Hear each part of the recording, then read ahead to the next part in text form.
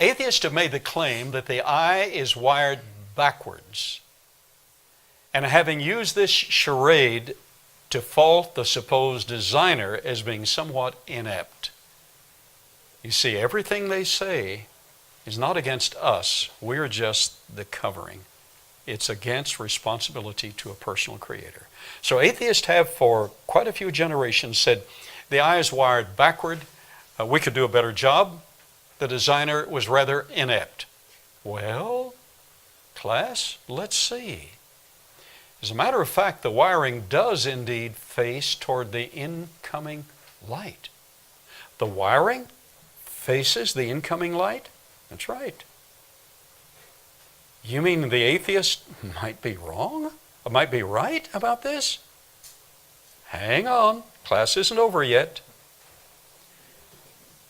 The wiring does indeed face toward the incoming light, while the photoreceptors face the back of the retina, the curved layered structures.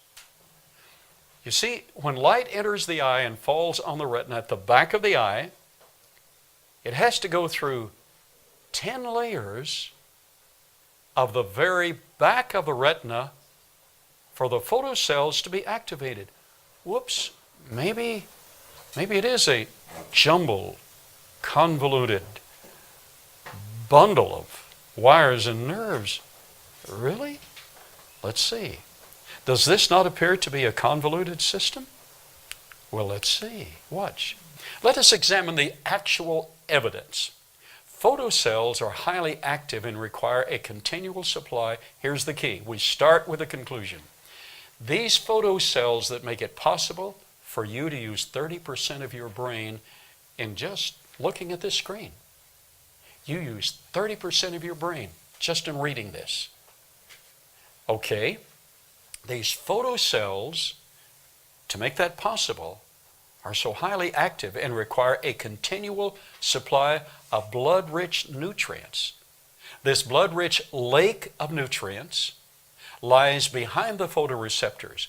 If the photoreceptors faced outward, this lake of nutrients would be in front of the photocells, and we would be looking through a large amount of blood to try to see that screen. This would prove to be distortion laden. Additionally, these photocells are one of the most active areas of our bodies and need to be replenished every, help me class, 7 days.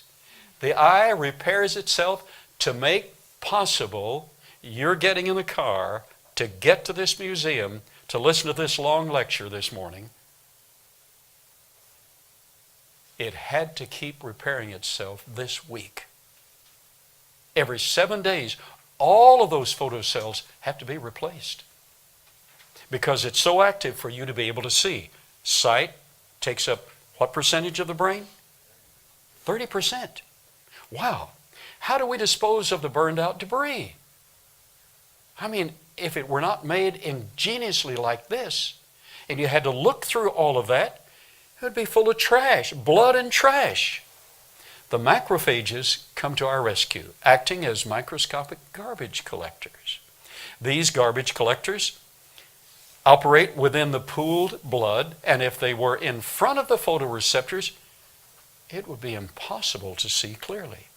So like you said, we see pretty darn good. Is that what you said?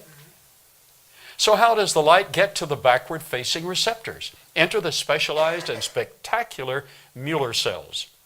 These specialized Mueller cells in front of the retina collect and funnel the light to the photoreceptors with incredible precision.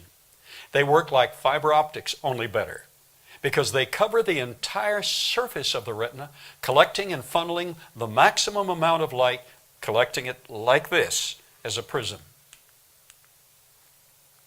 At first appearance, the eye might appear to be a bad design, but closer examination proves that it has a superb design. The backwards wiring of the eye allows a rich supply of blood for the receptors, while the Mueller cells with their fiber optics move light to the photoreceptors. Special creation indeed. And if it didn't all work just right, you wouldn't be here this morning. you couldn't see today. Wow.